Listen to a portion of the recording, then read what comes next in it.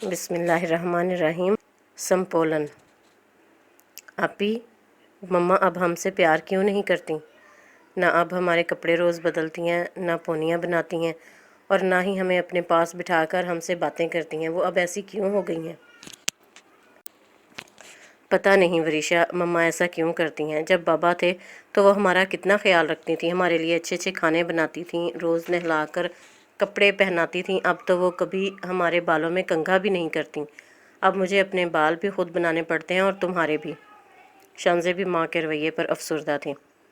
रात को जब बाबा मेरे ख्वाब में आएंगे ना, तो मैं मम्मा की शिकायत लगाऊंगी कि मम्मा अब हमारी मम्मा लगती ही नहीं है। वो तो बस अपने नए शौहर का ही हर वक्त ख्याल रखती हैं, उन्हीं के काम करती रहती हैं और उनसे ही हंस हंस कर बातें करती हैं।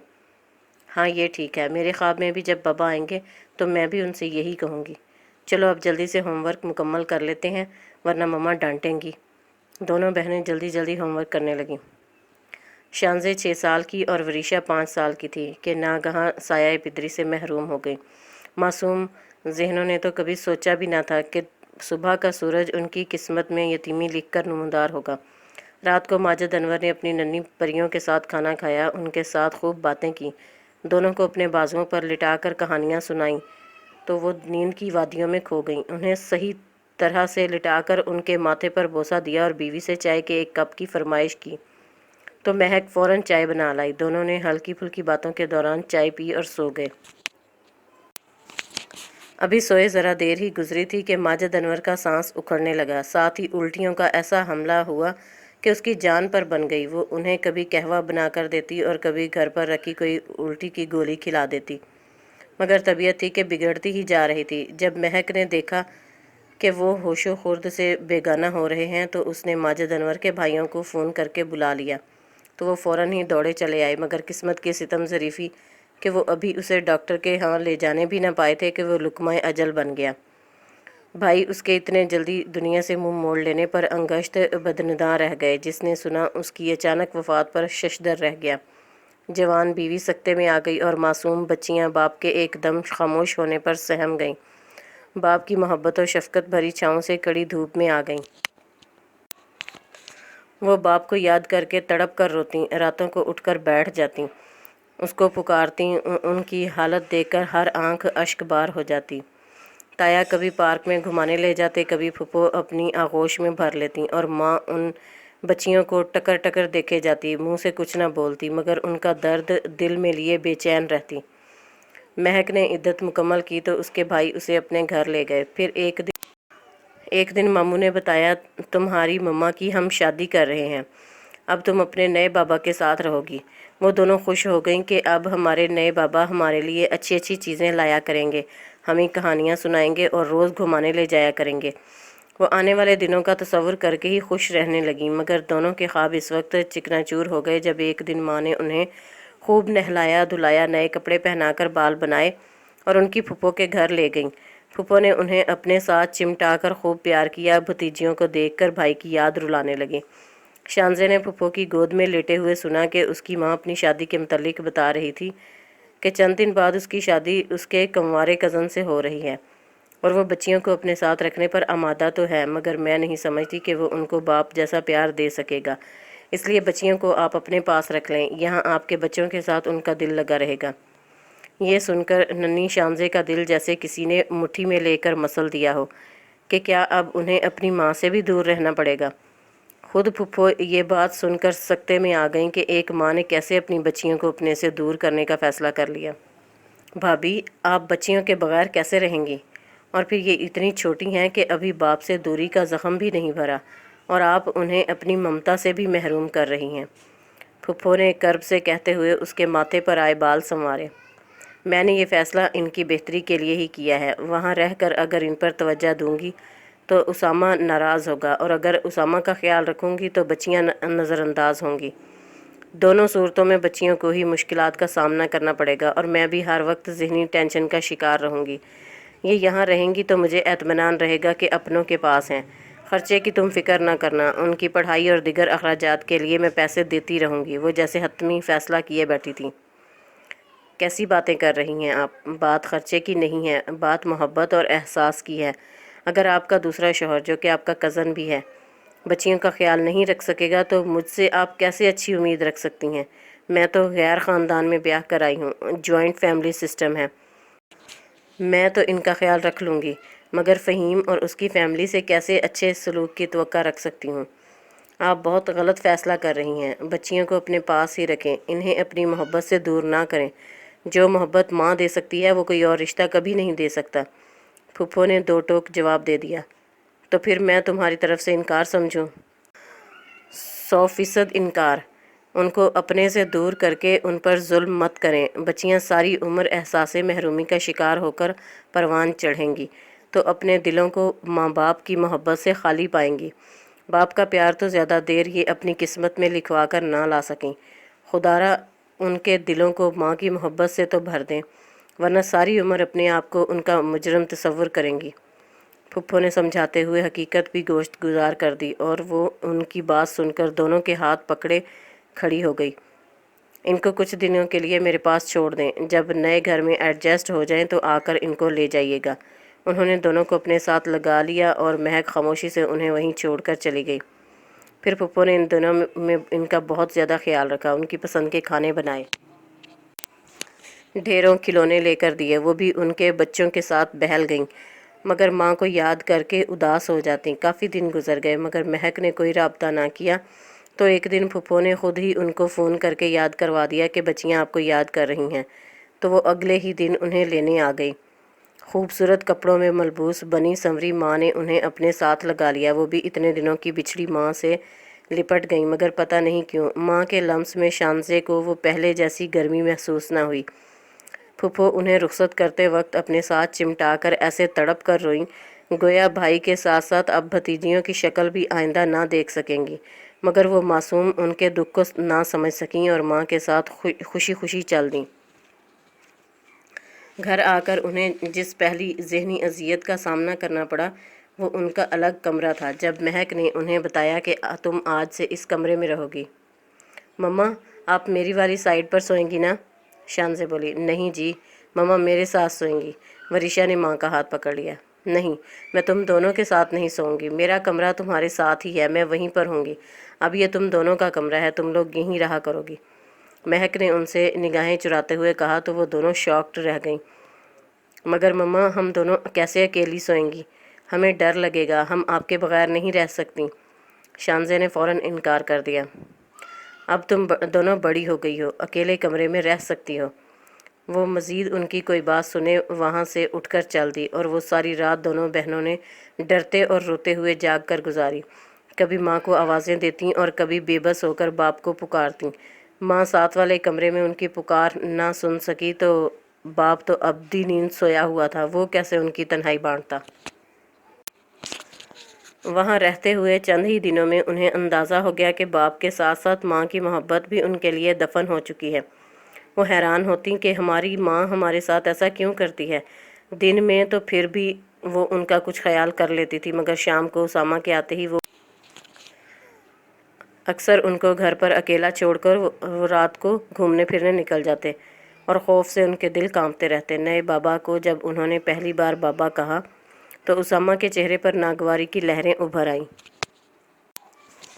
بھائی مہک، ان کو بتاؤ میں ان کا باپ نہیں ہوں، ان کا باپ مر چکا ہے، وہ صفاقی سے بولا۔ بچیاں اس دن کے بعد سے اسے انکل کہنے لگیں۔ ان کے درمیان ایسا رشتہ تھا کہ جیسے کسی دور پرے کے رشتہ دار نے یتیم و یسیر سمجھ کر اپنے گھر پناہ دے دی ہو، اور وہ اپنی ماں کے ہوتے ہوئے بھی یتیموں کی سی زندگی بسر کرنے لگی۔ معصوم ذہنوں نے حالات سے سمجھوتا کر لیا تھا۔ اب وہ نہ تو ماں سے کسی چیز کی فرمائش کرتیں اور نہ ہی اس سے اپنے لیے دل میں محبت کی امید رکھتیں۔ وہ اسکول سے آ کر کھانا کھا کے اپنا ہوم ورک کرتیں اور اپنے کمرے کو ہی دونوں بہنیں اپنی دنیا سمجھ کر رہنے لگیں۔ اب تو وہ اپنے سارے چھوٹے چھوٹے کام خود کرنے لگی تھیں۔ نہ ماں کی بے توجہی کا شکوہ ان کے لبوں کو چھوتا اور نہ اس کے شوہر سے کسی اچھے رویے کی توقع رکھتیں۔ ہاں، مگر اپنے تمام دکھ رات کو اپنے باپ کی تصویر سے بانٹنا نہ بھولتیں۔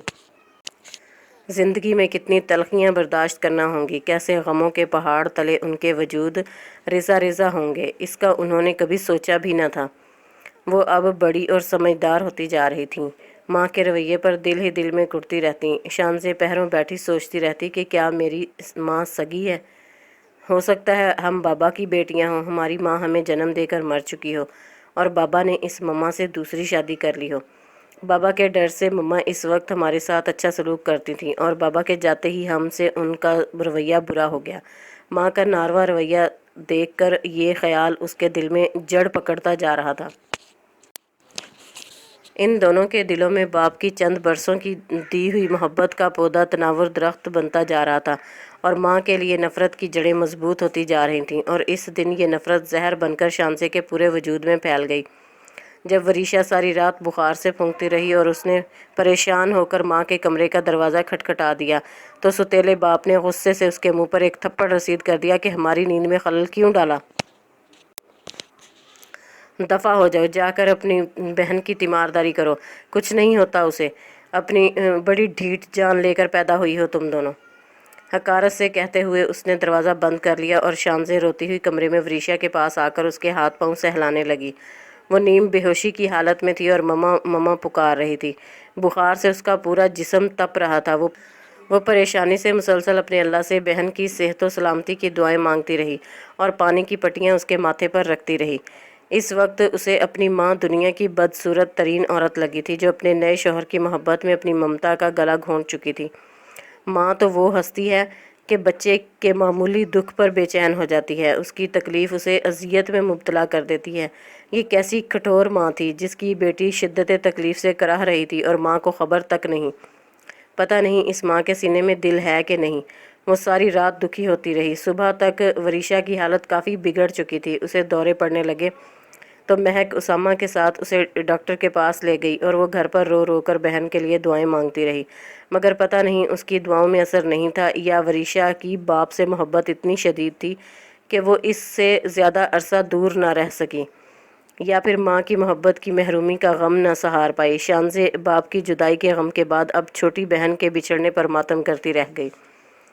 اس کا معصوم چہرہ ہاتھوں میں لے کر وہ کتنا تڑپی تھی، اس سے کتنی التجائیں کی تھیں کہ وریشا مجھے یوں تنہا چھوڑ کر مت جاؤ، بابا تو چلے گئے، تم تو مجھ سے یوں بے وفائی نہ کرو، میں اکیلی کمرے میں کیسے رہوں گی؟ مگر اس کی تمام تر التجائیں مٹی کا ڈھیر بن کر وریشا کے ساتھ ہی دفن ہو گئیں اور اس کے دل میں ہولناک سناٹوں نے پڑاؤ ڈال لیا۔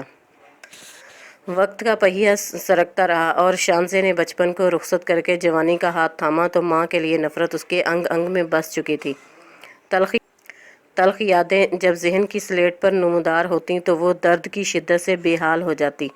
وہ منہ سے کچھ نہ کہتی، کالج سے آنے کے بعد گھر کے کام کاج میں مصروف ہو جاتی، ماں سے ضرورتاً بات کر لیتی ورنہ وہ اس کی طرف دیکھتی تک نہیں تھی۔ نہ کبھی اس نے مہک کے ساتھ بدتمیزی کی اور نہ اسامہ کو پلٹ کر جواب دیا، مگر وہ ان دونوں کو اپنی بہن کا قاتل ضرور سمجھتی تھی اور اس رات کا تصور کر کے نفرت اس کے دل میں اور سوا ہو جاتی۔ پچھلے کچھ دنوں سے اسامہ کا رویہ اس سے کچھ بہتر ہوتا جا رہا تھا۔ کبھی کبھی اس سے پڑھائی کے متعلق پوچھ لیتا، اسے کسی چیز کی ضرورت تو نہیں ہے، وہ اکثر پوچھتا اور وہ نفی میں سر ہلا دیتی۔ مہک بھی اسے توجہ دینے لگی تھی، اس کا خیال رکھنے لگی تھی اور اکثر وریشا کو یاد کر کے آنسو بہاتی تو شانزے کا دل چاہتا کہ اس عورت سے ان لمحوں کا حساب لے جو انہوں نے اس کے پاس رہتے ہوئے بھی اس سے دوری میں گزارے۔ اسے وہ ماں نہیں، وہ سمپولن لگتی تھی جو اپنے بچوں کو جنم دے کر خود ہی انہیں نگل جاتی ہے۔ مہک کی طبیعت اچانک خراب رہنے لگی، ٹیسٹ کروائے تو پتہ چلا کہ اسے بلڈ کینسر ہے۔ اسامہ اس کا بہتر سے بہتر علاج کروا رہا تھا، اس کے لیے روتا، اس کی زندگی کی دعائیں مانگتا، شانزے سے اس کا خیال رکھنے کے لیے کہتا۔ وہ اسامہ کو اپنی ماں کا اتنا خیال کرتے دیکھتی تو حیران رہ جاتی۔ یہ تو اسے اپنی ممانی سے ہی پتہ چلا تھا کہ یہ دونوں لڑکپن سے ہی ایک دوسرے سے محبت کرتے تھے۔ کسی دوست سے جھگڑا ہوا تو اسامہ قتل کے جرم میں جیل چلا گیا اور اس کی نانی نے مہک کی شادی شانزے کے باپ سے کر دی۔ مہک کو اپنے شوہر سے رتی بھر محبت نہ تھی، مگر ماں کی وجہ سے وہ اس گھر میں بسنے پر مجبور تھی۔ شادی کے 2 سال بعد ہی اس کی نانی فوت ہو گئیں اور جس دن اس کا باپ اس دنیا سے رخصت ہوا، اسامہ کو جیل سے باہر آئے 6 ماہ کا عرصہ ہوا تھا اور اس کی ماں نے عدت مکمل ہونے کے بعد اپنے عاشق سے شادی کر لی۔ اسے اپنے بابا شدت سے یاد آتے اور وہ سوچتی کاش میرے بابا کی شادی میری مما سے نہ ہوئی ہوتی، کاش میں اس عورت کی بیٹی نہ ہوتی، کاش میری مما مر جاتی مگر میرے محبت کرنے والے بابا زندہ رہتے تو آج وریشا بھی میرے ساتھ ہوتی اور ہم کتنی خوشی خوشی زندگی گزارتے۔ وہ خیالوں کے تانے بانے بنتی رہتی۔ وہ مہک کا پورا خیال رکھتی، اس کی مکمل تیمارداری کرتی، ہاسپٹلز میں راتوں کو اس کے لیے جاگتی، اس کا سر دباتی، ٹانگیں دباتی، اس کے لیے پرہیزی کھانا بناتی، مگر اس میں ماں کی محبت شامل نہ ہوتی، صرف ایک انسانیت کے ناطے، یا پھر وہ اس احسان کا بدلہ چکانا چاہتی تھی جو اتنے عرصے ان میاں بیوی نے اس چھت کے سائے تلے رکھا تھا۔ شانزے نے جلدی سے سوپ کا پیالہ ٹرے میں رکھا اور مہک کے کمرے کی طرف قدم بڑھا دیے۔ اس کی ماں روز بروز موت کے قریب ہوتی جا رہی تھی اور اسامہ کا اس خیال سے ہی چہرہ زرد پڑتا جا رہا تھا۔ اس نے کاروبار پر توجہ دینی چھوڑ دی تھی اور سارا دن اس کے پاس بیٹھا رہتا۔ اسے دیکھ کر یوں لگتا کہ وہ خود کسی بڑی بیماری کا شکار ہے۔ شانزے نے دروازہ کھولنے کے لیے جوں ہی ہاتھ آگے بڑھایا، اپنی ماں کی آواز سن کر وہیں ٹھٹک کر رہ گئی۔ میں اپنے آپ کو اپنی بچیوں کا مجرم سمجھتی ہوں اسامہ۔ میں نے ان کے ساتھ کچھ اچھا نہیں کیا، نہ صرف ان سے ان کا باپ چھین لیا بلکہ اپنی محبت کے لیے بھی انہیں ترسایا۔ میری خود غرضی اور بے توجہی کی وجہ سے میری بچی اس دنیا سے چل بسی۔ میں کیسی ماں ہوں جسے اپنے بچوں پر ذرا رحم نہ آیا۔ تمہاری محبت پانے کی خواہش میں اپنی محبت بچیوں پر نہ لٹائی، محض اس ڈر سے کہ کہیں تم خفا نہ ہو جاؤ۔ تمہاری ناراضی کے ڈر سے میں نے ہمیشہ ان کو اپنے سے فاصلے پر رکھا۔ اس ظلم پر میرا خدا مجھے کبھی بھی معاف نہیں کرے گا۔ ماجد انور کا تکلیف کی شدت سے زرد پڑتا چہرہ مجھے راتوں کو اٹھ کر رونے پر مجبور کرتا ہے۔ میری معصوم کلی ساری رات بخار میں تڑپتی رہی اور میں کیسی چین کی نیند سوتی رہی۔ پچھتاوے مجھے نگل رہے ہیں اسامہ۔ ضمیر نے آج اس کو جھنجھوڑ ڈالا تھا اور وہ بیتے دنوں پر شرمسار ہو رہی تھی۔ یہ احساس مجھے بھی بہت شرمندہ رکھتا ہے مہک۔ شاید قدرت نے مجھے اسی بات کی سزا دی ہے کہ اس نے مجھے اپنی اولاد کی خوشی سے محروم رکھا۔ دونوں آج ضمیر کی عدالت میں کھڑے اپنا احتساب کر رہے تھے۔ ہم آج ہی شانزے سے اپنے رویوں کی معافی مانگ لیں گے۔ بہت اچھی بچی ہے۔ نفرت و حقارت کے جواب میں اس کی طرف سے ہمیشہ خاموشی ہی ملی ہے۔ مجھے یقین ہے کہ وہ ہمیں معاف کر دے گی۔ اس کا سوتیلا باپ خوش فہمیوں کو گلے لگائے ہوئے تھے، اس کی خاموشی کو اچھے پن سے تعبیر کرتے ہوئے معافی کی امید رکھے ہوئے تھا، جبکہ ان کے لیے شانزے کے پور میں نفرت اپنا ٹھکانہ بنائے ہوئے تھی۔ وہ تو ہمیں معاف کر دے گی، مگر اسامہ، ماجد انور کے قتل کے گناہ کی معافی ہم کس سے مانگیں گے؟ میرا ضمیر مجھے کچوکے لگاتا ہے، ساری رات آنکھوں میں کٹ جاتی ہے کہ ایک بے گناہ کو ہم نے موت کی وادی میں دھکیلا، بچیوں کو باپ کی شفقت و سائے سے ہمیشہ کے لیے محروم کر دیا۔ تمہیں پانا تو میرا خواب تھا، اور اس خواب کو تعبیر دینے کے لیے، اپنی محبت پانے کے لیے میں نے اپنے شوہر کو ہی قتل کر دیا۔ قتل؟ شانزے کا دل اچھل کر حلق میں آ گیا اور ٹرے ہاتھوں میں لرز کر رہ گئی۔ کاش تم نے مجھے وہ زود اثر زہر نہ دیا ہوتا جو اس رات میں نے اس کی چائے میں ملا دیا تھا۔ کسی کو اس بارے میں خبر تک نہ ہوئی کہ اس کو موت کے منہ میں پہنچانے والی اس کی اپنی لوگ میرے جوانی میں بیوہ ہونے پر ماتم کناں تھے، اور ان کو خبر نہ تھی کہ یہ بیوگی کی چادر میں نے خود اپنی مرضی سے اوڑھی ہے۔ مجھے اپنے آپ سے نفرت محسوس ہوتی ہے۔ اس بوجھ کو اپنے دل میں چھپائے میں تھک چکی ہوں۔ اسامہ، دیکھو قدرت نے مجھ سے کیسا انتقام لیا ہے کہ آج میں ایک موذی مرض میں مبتلا ہو چکی ہوں اور سسکتے ہوئے کسی بھی دن یہ دنیا چھوڑ جاؤں گی۔ یہ احساس مجھے وقت سے پہلے دفنائے جاتا ہے کہ میں ماجد انور کو کیسے اس پر اور اس کی بیٹیوں پر کیے ظلم کا حساب دوں گی۔ وہ دونوں احساس جرم کا شکار ہو کر اندر آنسو بہا رہے تھے اور شانزے کے قدم جم چکے تھے۔ اس کا دل جیسے کسی نے مٹھی میں جکڑ لیا تھا۔ قتل قتل قتل! تو کیا میرے باپ کا قتل میری ماں نے کیا تھا؟ میرا باپ طبعی موت نہیں مرا تھا، اسے میری ماں نے مارا تھا۔ میری ماں قاتل ہے؟ اوہ میرے خدایا، یہ کیسی اذیت ناک حقیقت ہے۔ میری ماں کی محبت تو ایسی ہے کہ ایک بے بس کو بھی اپنی اولاد کو زمانے کے سرد و گرم سے بچانے کی محبت و عقل دیتی ہے، کسی خطرے کے باعث اولاد کو اپنے پروں میں چھپا لیتی ہے، مگر اپنے بچوں پر کوئی آنچ نہیں آنے دیتی۔ یہ کیسی ماں تھی جس نے خود اپنے ہاتھوں اپنے بچوں کو بے سائبان کر دیا تھا؟ یہ عورت ماں نہیں، ایک ڈائن ہے۔ جس نے پہلے اپنے شوہر کو کھایا پھر اپنی بیٹی کو نگلا۔ اے میرے اللہ، میں اتنے عرصہ اپنے محبت کرنے والے باپ کے قاتلوں کے ساتھ رہتی رہی۔ آنسو اس کے گالوں پر تواتر سے بہنے لگے۔ وہ ایک نئے دکھ اور نئے کرب سے آشنا ہو کر ماہی بے آب کی طرح تڑپ رہی تھی، دل کو جیسے کسی نے تیز دھار آلے سے چیر دیا تھا۔ آنسوؤں کی دبیز چادر اس کی آنکھوں کے سامنے تنی جا رہی تھی۔ جی چاہ رہا تھا کہ وہ ان دونوں کے گلے بے رحمی سے خود اپنے ہاتھوں سے گھونٹ دے۔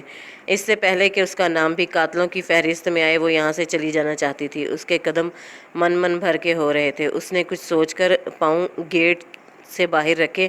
اس کا رخ شہر کے ریلوے اسٹیشن کی طرف تھا، جہاں پر جانے کا اب صحیح ٹائم آ چکا تھا۔ اس سے بڑی کڑی سزا انسان کے لیے کوئی اور ہو ہی نہیں سکتی کہ وہ اپنے گناہوں کا ادراک ہونے پر دل کو چیر دینے والی اذیت سے دوچار ہوتا رہے۔ ان دونوں کی یہی سزا تھی کہ وہ تنہائی کا زہر پئیں، اپنے گناہوں کا بوجھ لیے دن رات سولی پر لٹکے رہیں، احساس جرم پن پھیلائے انہیں ڈستا رہے۔ وہ تڑپتے رہیں اور اپنے ضمیر کے کٹہرے میں کھڑے ہو کر اپنے کیے کا حساب دیتے رہیں۔